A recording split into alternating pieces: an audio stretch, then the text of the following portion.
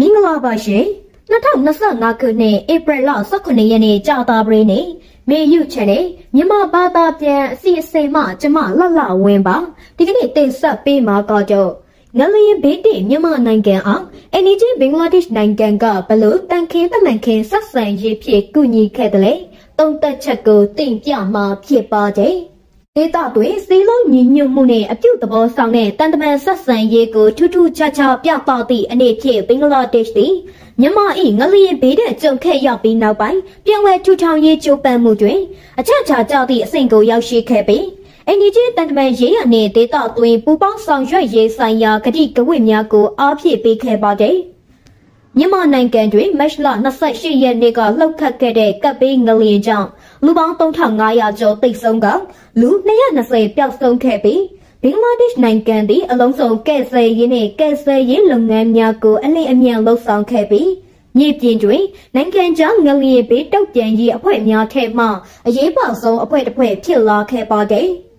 ပါမောက္ခဒေါက်တာမိုဟမက်ယူနုစ်ဘင်္ဂလားဒေ့ရှ်နိုင်ငံ၏အကြံပေးချုပ် CAE လက်ညွှန်ချက်ဖြင့်တမတော်ရေတက်လေကျက်အရက်ဘက်ဆရာဝန်များပါဝင်တဲ့အထူးကဲဆယ်ရေးနှင့်စေဘက်ဆိုင်ရာအဖွဲ့တစ်ဖွဲ့သည်မြန်မာနိုင်ငံ၏ငလျင်ဘေးတိပြည်သူလူထုကိုကဲဆယ်ရေးအတွက်နေပြည်တော်သို့ဆင်းလွှတ်ခဲ့ပြီးဧပြီလ1ရက်နေ့မှစတင်၍လုပ်ငန်းများဆောင်ရွက်ခဲ့ပါသည်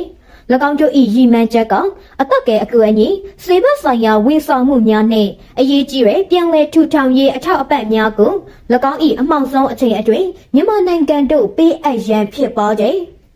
ဘင်္ဂလားဒေ့ရှ်နိုင်ငံ၏လူသားချင်းစာနာထောက်ထားမှုဆိုင်ရာပနာမခြေလှမ်းကိုမဟာဗျူဟာအဆင့်3ဆင့်ဖြင့်ဖော်ဆောင်ခဲ့ပါသည်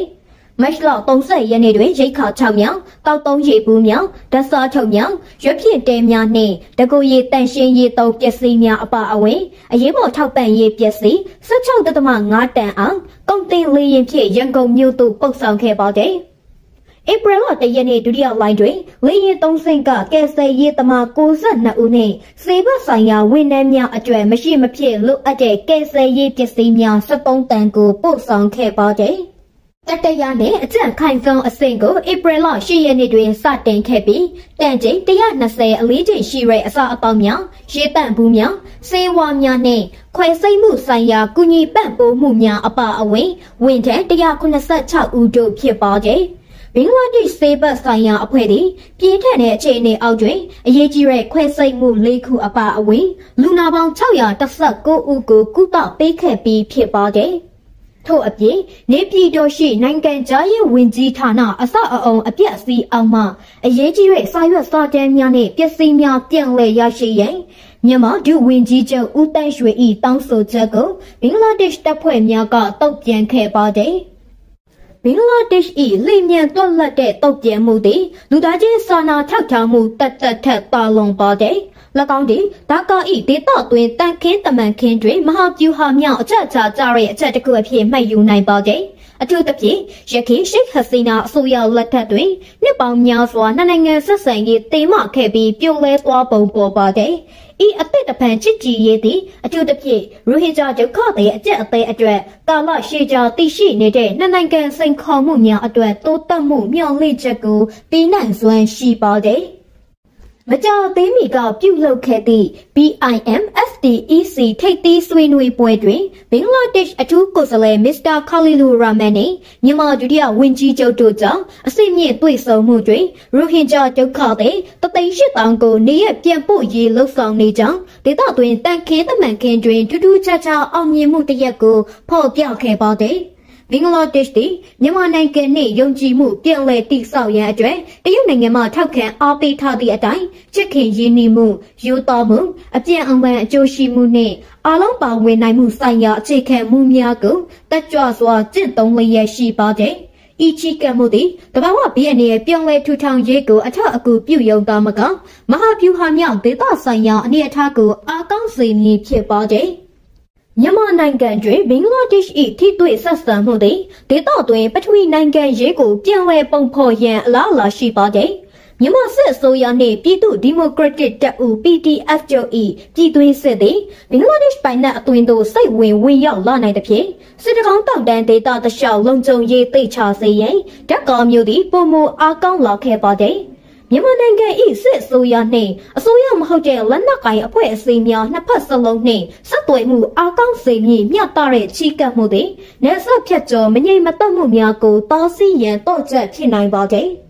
ထို့အပြင်မြန်မာနိုင်ငံနှင့်ပုံမခိုင်မာတဲ့ဆက်ဆံရေးအပါအဝင်ကွဲပြားတဲ့ဒေသတွင်ပူးပေါင်းဆောင်ရွက်မှုမှတစ်ဆင့်အိန္ဒိယအပေါ်မိခိုအားထားမှုကိုရှော့ချခြင်းဖြင့်ဘင်္ဂလားဒေ့ရှ်၏လွှမ်းမိုးမှုအသစ်ကိုပြီးဆွမ်းနိုင်ပါသည်ပုံမကောင်းမှုနဲ့စီးပွားရေးပူးပေါင်းဆောင်ရွက်မှုတွင်တရုတ်နိုင်ငံအပါအဝင်အရှေ့တောင်အာရှနှင့်ဗဟိုအာရှတို့ချိတ်ဆက်ရန်အတွက်စစ်တကောင်းနှင့်မောင်းလားစိတ်ကံများကိုအသုံးပြုခြင်းပါဝင်ပါသည်မြန်မာနိုင်ငံ၏ကျွဲဝရဲတဘာဝတယံစာတများသည့်ကုန်သွယ်မှုအတွက်ကြီးမားတဲ့အလားအလာကောင်းရှိပါတဲ့ဘင်္ဂလားဒေ့ရှ်ဓာတ်မြေဩဇာဘီလမြေနှင့်စက်ကူပစ္စည်းများကိုတင်ပို့နေချိန်တွင်ရှင်းနှင့်တဘာဝတန်ငွေဝါနှင့်တစ်များကိုတင်သွင်းနိုင်သည်နယ်စပ်ဖြတ်ကျော်ရင်းနှီးမြှုပ်နှံမှုနှင့်ကုန်သွယ်မှုလွယ်ကူချော်မွေ့စေရန်အတွက်နယ်စပ်အနီးတွင်စီးပွားရေးဆောင်တစ်ခုထူထောင်ရန်အစီအစဉ်များလှုပ်ဆောင်လျက်ရှိပြီးပုံမနှက်ဆိုင်၍ရေရှည်မိတ်ဖက်ဆက်ဆံရေးကိုအချက်ပြနေပါသည်